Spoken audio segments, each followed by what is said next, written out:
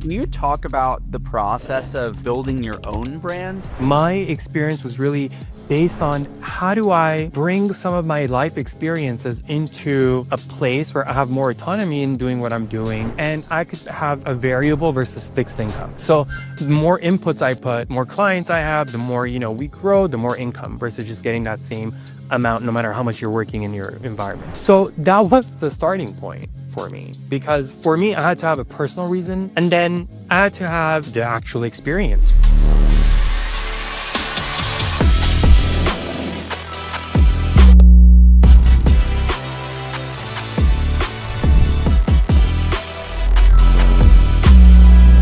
Hello, everyone. Thank you for joining us today. Today we have CEO of CareNodes, Alex Yarijanian. Thank you for joining us. Thank you for having me. Yeah, fellow Armenian, so always good to see another one of us, Barav. All right. And Uh, was the pronunciation of the last name accurate? Was that spot on or what? Couldn't have been better. Oh, there we there go. we go. A plus. So IAN for those watching, and YAN means son of for Armenians. So if my name is son of I don't know what, that's not a real person, but that's what it means in Armenian. Uh, See, I had That no idea. I had no yeah. idea. I didn't know. I knew that it was an indication that it's an Armenian last name. I didn't know it was son of, but that's actually it's interesting because when my wife and I visited Iceland, that's what like the son at end of Scandinavian names is also like Johansson, like that means son of John. Like Exactly. Yeah. so that's really interesting. Hagopian is a popular Armenian name, my mom's maiden name, and Hagop in English is Jack, so it's son of Jack or Jackson is like what so it's equivalent to Huh, that, like Jackson. interesting. So, um, Well, who yeah, knew that this was an etymology of names podcast? I didn't realize that's what we were doing here, but exactly. So anyway, back to the point of the podcast after a little tangent here. Alex, thank you again for joining us. For those who don't know about CareNodes, can you describe a little bit about the business and the incredible work that you're doing? Yeah, absolutely. So CareNodes essentially is a healthcare consulting firm, and there's a story behind it that I'll share if you want to know. But essentially, what it was founded in 2018, and the story behind CareNodes is pretty personal. For me, I was a young boy in Iran when I witnessed a child die in hospital. And not because of the illness itself, but because the care was withheld. And it was withheld because in Iran, you have to pay before you could be seen, even in an emergency room, which is not the case here in the United States, right? There's a law called EMTALA, which essentially mandates that you be seen in an emergency room, even if you can't pay or don't have proof of payment. But it's interesting because that moment never left me. And it was really the first time I understood what it meant for a system to value money over human life. Mhm. And that tragedy essentially ignited something in me, a promise that if I ever had the chance, I'd build something better. So, kind of fast forward to kind of after I was done with my college, I went into the healthcare field and managed 28 clinics across California and Texas, worked in the hospital system, Dignity HCA systems, particularly over 14 hospitals under management. Then I went to Humana Health Plan, where I was responsible for contracting, negotiations, and network management. So basically, when you open up a health plan directory, the doctors that are there, and that's called a network, and the contracts that they have essentially to get in the network, I was overseeing all of that for the West Territory. So kind of got to see the continuum of care, if you will, or the healthcare value chain from, outpatient clinics to hospital to health plan. And late 2018, I left my nice corporate job to start CareNodes. And not too long later, COVID hit. So essentially, we implemented an accelerator arm, and started to work with digital organizations that were funded and wanted to do something in healthcare. And so, kind of fast forward, we had 4 years of a great accelerator program, and started to wind it down because the COVID flexibilities went away. And essentially, now we're working on bringing entrepreneur stories into commercial space.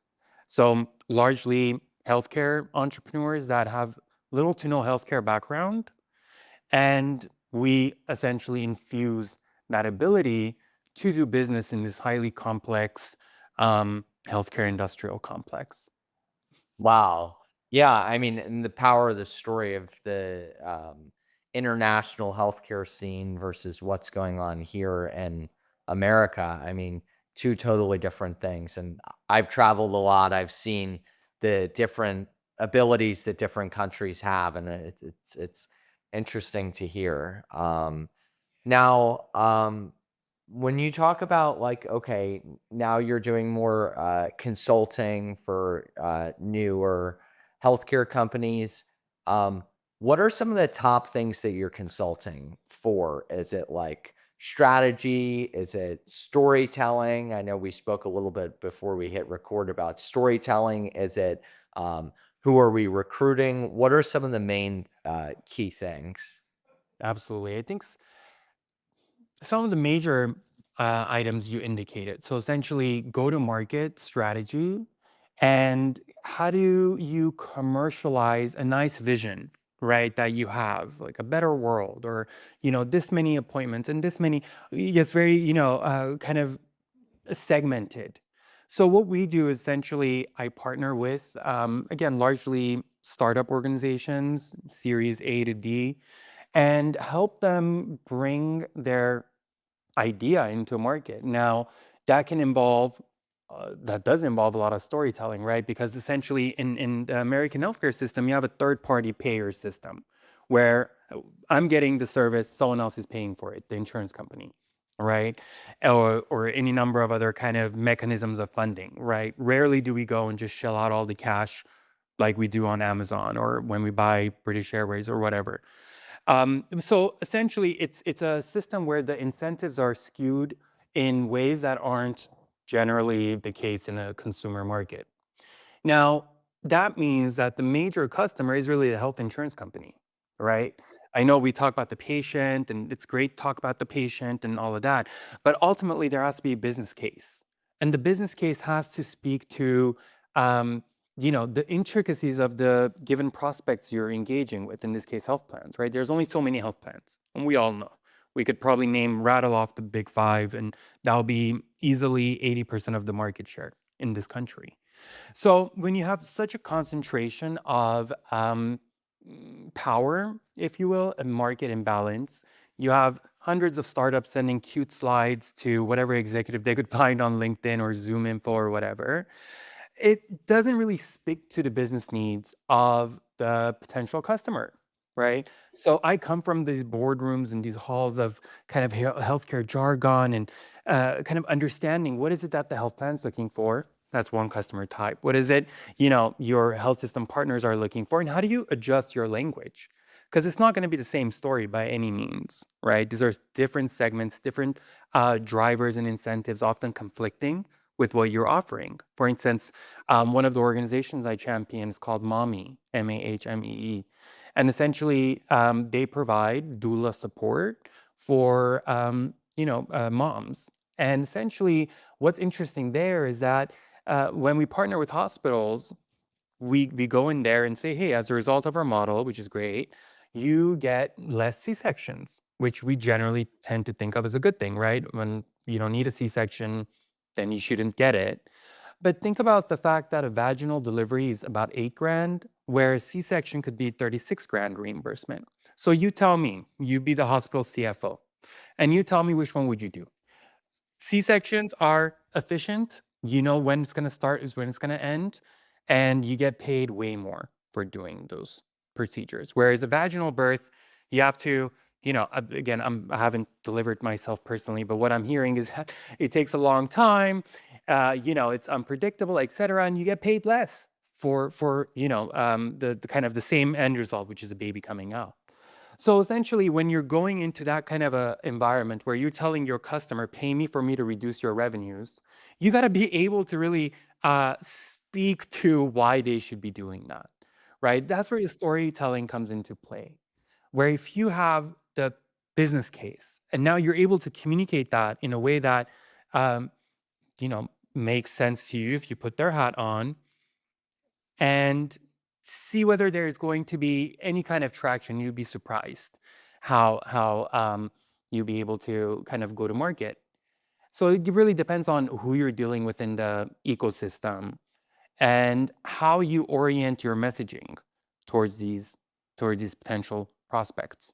Last thing you want to do is walk into a meeting and tell, your potential enterprise partner prospect, hey, X, Y, and Z, we're going to achieve this and that KPI, and they don't care about the three of the five you just indicated.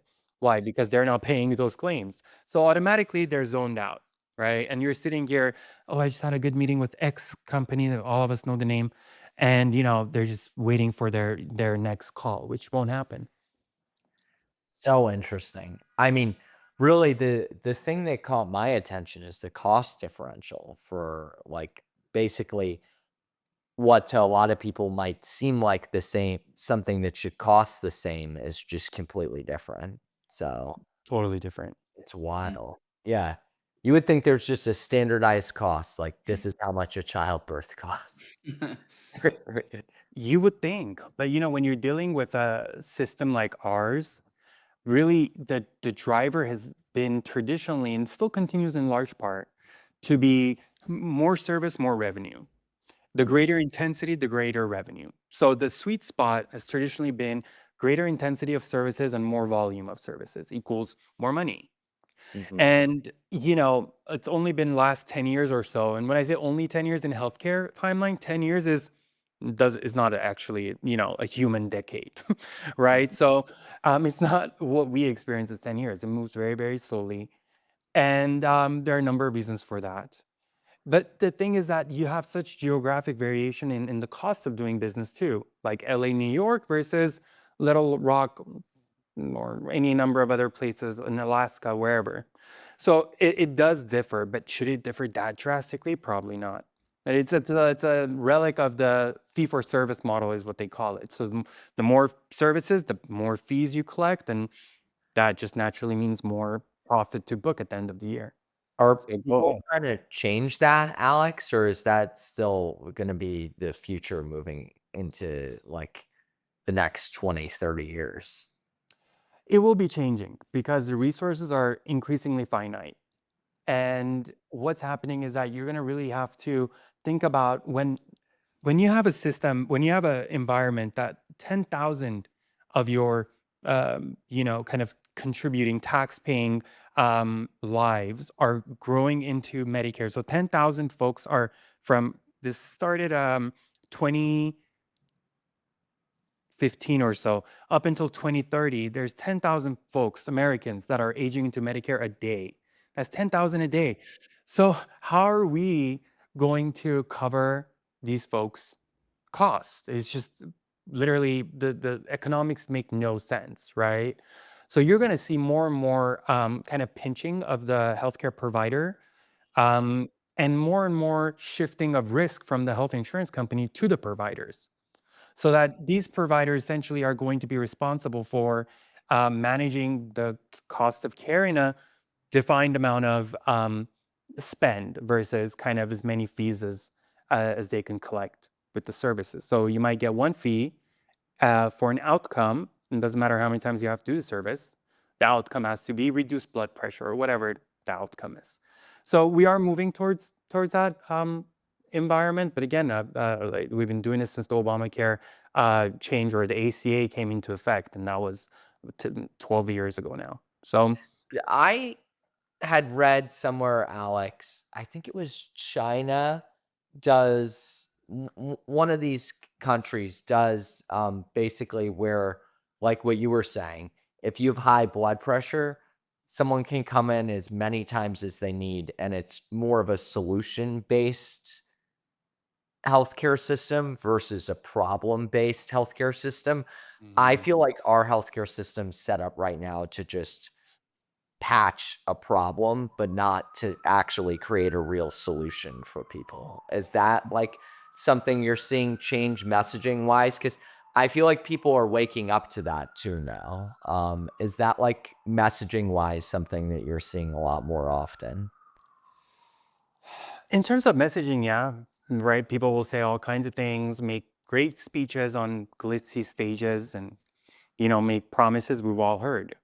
But whether or not at the end of the day, when you're flying back on your, I don't know, American, when you're sitting first class on taxpayer money that's come through Medicare, I'm not sure how excited or incentivized you are to change your, kind of career, right? So it's a multi-trillion dollar industry, and it's the only kind of industry in the world, healthcare meaning, that makes money in America. So I'm not seeing it go away anytime soon.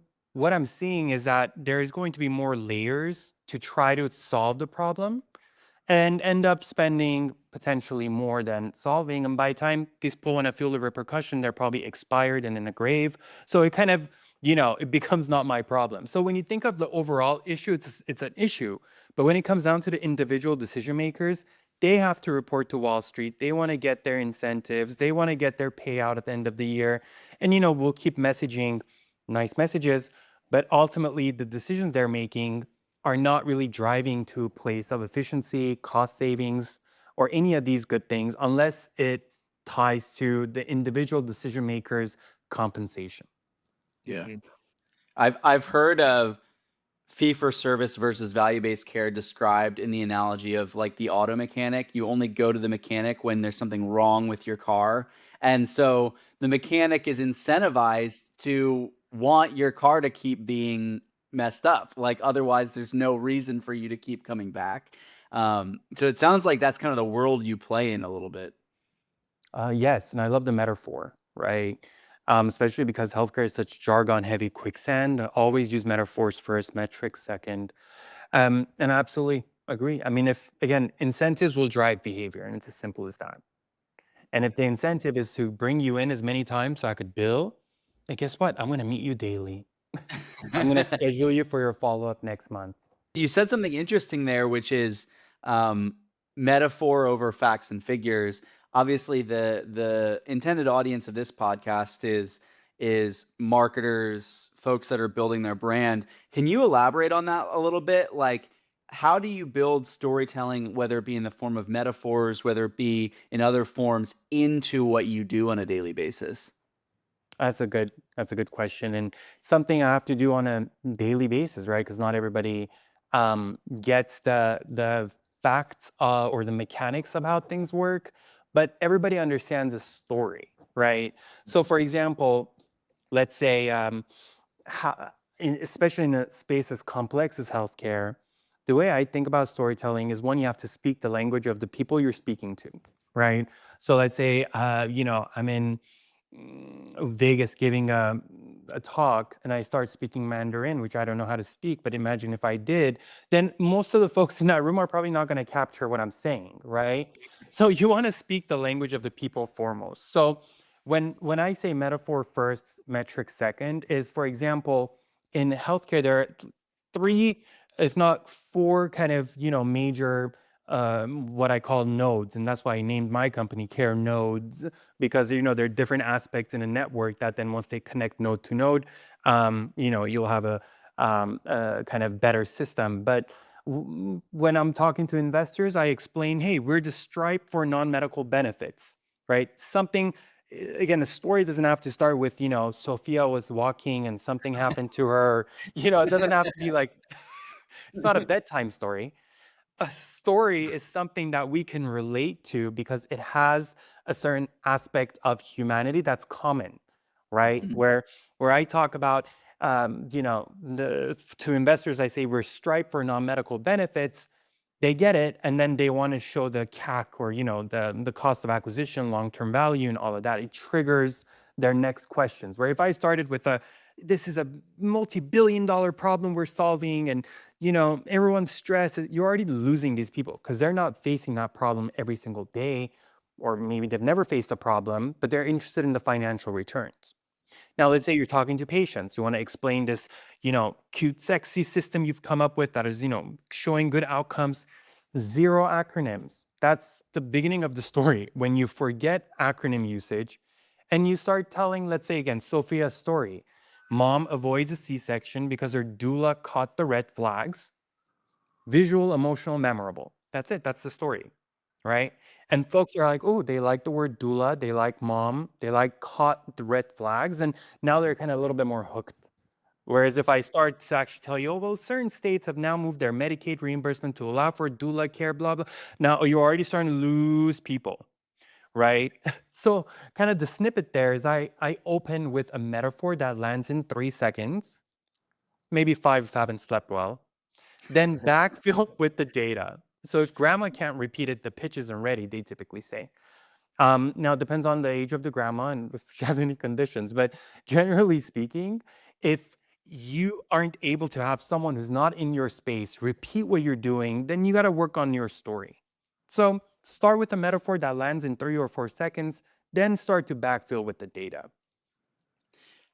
It's so excellent. I mean, I know at the beginning of prior to recording, you were saying, "Oh, I don't know, what I can speak to relevant to your audience," but it's so relevant. Like, I mean, what we do with our clients, some of our clients have the cool, sexy products that we're making cool commercials for, but a lot of our clients, they have a B2B product or something that is the infrastructure for something else that they need to connect the dots for. And we do the same thing when we're making video content or content strategy. It's what metaphors can we use that will allow people to grasp the value proposition as quickly as possible? Like before we get into the data, the testimonial content, the facts and figures, is there something visually striking or relatable or human that really can endear an audience to what we're talking about? So it's fascinating how that transcends industry to your world as well. Absolutely. And I mean, until such time where AI is making such business decisions at an executive level, you're dealing with humans by definition. And humans, except for some small subsection of humans that kind of fall into a clinical diagnosis of antisocial personality disorder or any one of these cognitive disorders that, kind of show very low empathy, you can leverage the heartstrings, as they say, to really get in the door, to really open up people's mind to hearing more from you. And there's kind of 2 settings to storytelling. One is when you're in the room, right? Like kind of like this, whether it's a virtual room or whichever in IRL, in real life room, or there's another aspect, another environment in which you have to communicate a story where it's kind of unidirectional, right? You're putting a marketing thing together or you're doing a video and you can't really read a room. I think one of the most important qualities or characteristics or skill of a successful salesperson is having the ability to read a room. And I can't tell you a number of times where I'm seeing someone's pitching and you'll see people on the Zoom call coming off mute, which is typically a sign that they want to be heard, right? You want to pause and say, oh, whatever your name is, Stefan or whoever, did you have a thought, right? As opposed to going on and on and on. Start maybe noticing this in your meetings. See who's being able to read a room and who isn't being able to read a room. I have a funny story. I'm not going to mention the client. They did eventually become a client, but Michael and I had an in-person pitch meeting with a Fortune 100 brand, big brand. We were in person. We had a very polished pitch deck that we had slaved on, worked extra hours on. We're going through this pitch deck, and the brand manager says, "Oh, that's so interesting. I have a question about something related to this." And I knew that we were going to address that later on in the deck. And so I said, no questions right now. We're going to keep moving. And like after, I'm like, oh my God, we could have like had a whole conversation there, and I shut it down, and then the point That that was we when we first started. this I mean, was this was like 10 that was years a ago. decade ago. Yeah, oh, yeah. This We is learned 10 our years lesson the hard way. yeah. But, like, I think what we learned from that was your deck is a starting point to get the conversation engaged. Like, the objective is not to get through your deck. The Nope. objective is to get them to want to ask questions. And so when we work with salespeople, when we're talking to our producing team and they're talking to clients, it's how like they have a question, follow that out. Like where is that going? Like why let's engage that and it's our job to be able to read what they want out of this situation, not for us to get our agenda accomplished. So it's very Precisely. relatable what you're talking about.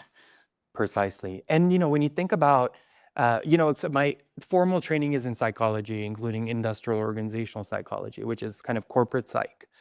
And when you think about, okay, what is it that you're doing during the process of selling? What you're doing is you're trying your best to identify what drives the key decision makers in this process, right?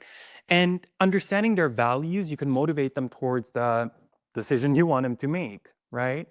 And you will never know that information unless there's some huge public figure, which rarely in these cases they are. Um, or if you listen, right? Every word that comes out of their mouth, how they share what they're sharing, all of that could give you insights as to what kind of people you're dealing with and how you can frame your messaging. Because not everybody cares about good patient outcomes. That might be one of the outcomes of this, relationship we're going to be doing, this business relationship. But you shouldn't be messaging the same thing to everybody. And the only way you will know, especially in a B2B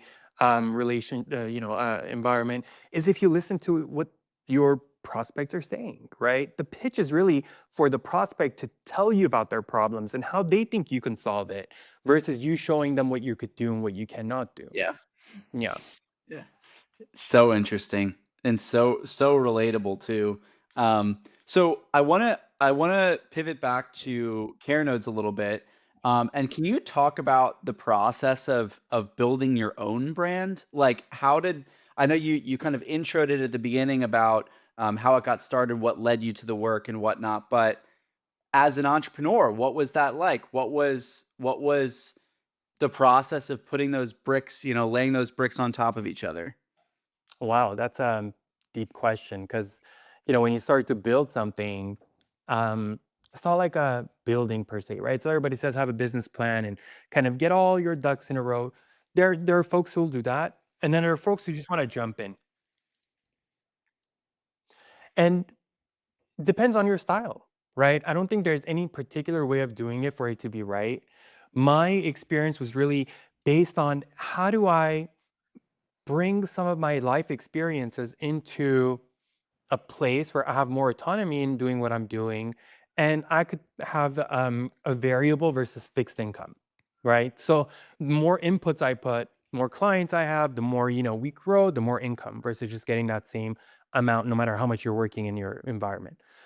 So that was the starting point for me because for me I had to have a personal reason, and then I had to have the actual experience, right? So I came from the healthcare, halls and boardrooms and these kind of niche jargony environments, echo chamber, into the startup world, and I was shocked. Maybe it's maladaptive how much I get surprised for this industry, but I was shocked to see how much of these innovators had no healthcare background, had no healthcare experience, including Wow. those investors. And we're pitching a problem, and they're like, "Is this really a problem?" I just literally told you I came from Humana, and I'm telling you it's a problem. We're trying to solve it there. I solved it manually. Pay me so I could do it automatically. It was not landing.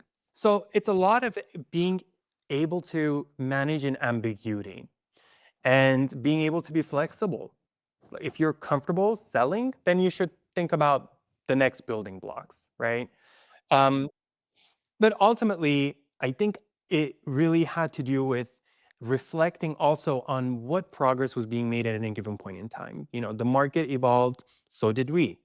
We expanded our reach across 50 states and District of Columbia, delivering over 100,000 appointments in 1 year.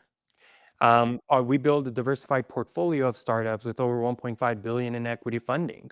Did I think that that was what was going to happen when I was quitting Humana and, starting this organization? No.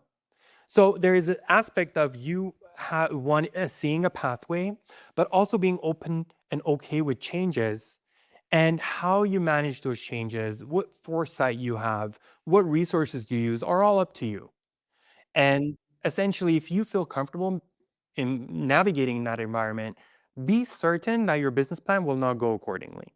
Will go to in accordance with reality and your ability to navigate reality. So that's kind of what we continue to do, navigate reality. And the vision didn't change, it matured. So what started as a response to injustice became a platform for innovation. Today, we're not just integrating services, we're really redefining how it is to do business in healthcare, about managing dignity, outcomes, the full human experience of health, and telling that story as opposed to sticking with, kind of buzzwords that we always value-based care. Honestly, it gives me nausea when I hear it. Although my podcast has the words value-based and care in it. Because, we hear it so often, it loses its meaning. It's just like the word unprecedented. Ever since we started hearing it we kept the unprecedented. From 2020, I've heard unprecedented umpteen number of times. Like every single day I turn on the news, unprecedented thing has just happened. And, that's lost its meaning. It used to be a good word. And now it's a regular word, and unprecedented. Okay, it's unprecedented. So is everything else, right? So how do you bring life into the words so that you're having a conversation that's beyond just what your prospects are used to hearing every single day? Yeah. Yeah. Does that answer Wow. your question? Yeah, no, I mean, there was a set Was it? in there that I feel like was a commercial for your brand. Like it was really, really powerful. Um, Another question I have is just around the concept of authority, building authority in your space. Um, we do a lot with founders and brands that are like, I want to be the thought leader. I want to be the person that people think of, uh, just knowing what's going on in this world. Can you talk a little bit about that? Like, what is that something that is that a word that you've kind of described a goal for your brand? Like, what how do you react to that term? Absolutely. That's a great question. I mean, obviously, the word authority, depending on what side you're standing, sound like a great thing, sound like a bad thing. If you feel like you're being oppressed because authority is oppressing you, then that's a bad thing. But if you feel like you're the one in charge, then it's a good thing. So I like it in this context. I think what's important is that, and this is something that I'm seeking to implement in my day to day, is that there's wanting to be authority, and then there is kind of having the elements necessary to be kind of authoritative in a certain domain. And I think nowadays a lot of that has to do with your ability to let people know, hey, I'm kind of an authority on this, and because I'm speaking about it so often now, you're going to associate it, you're going to associate me with authority in this kind of topic.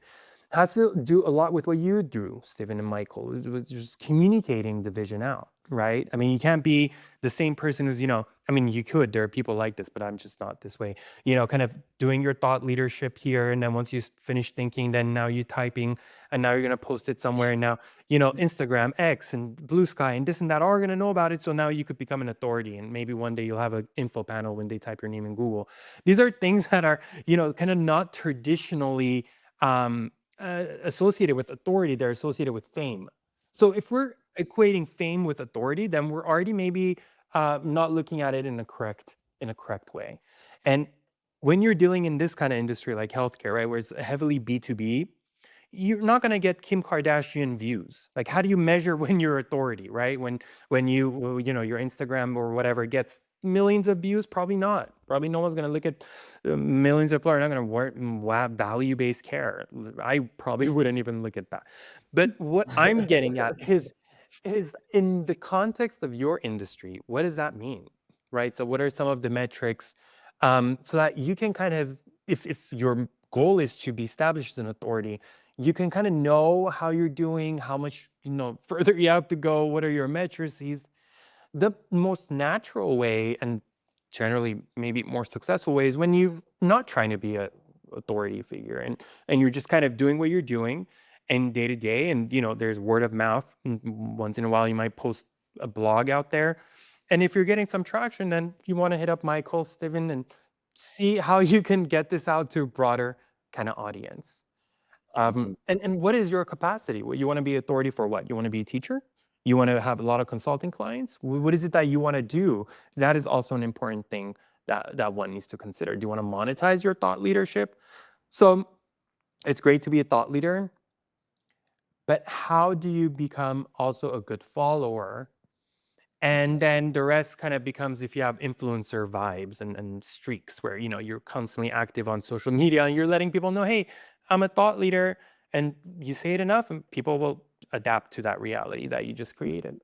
Depending on your industry, you may not be getting crazy view counts. Like, even if you get 100 views on something, if those are 100 committed viewers, that's excellent. Like, those are people that you can talk to and have meaningful conversations with, maybe do business with those people.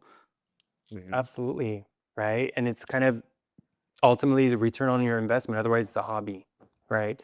So if you're trying to do it as a business move, how much time did you spend putting up, I don't know, your YouTube video versus the clientele or referrals you got, or inbound you got from these videos, and how much you were able to generate from these inbounds. So, but it could be discouraging, right? When you have like 300 views, and you're checking and looking at your YouTube studio and wondering if you got another one, and why are people unsubscribing? Why?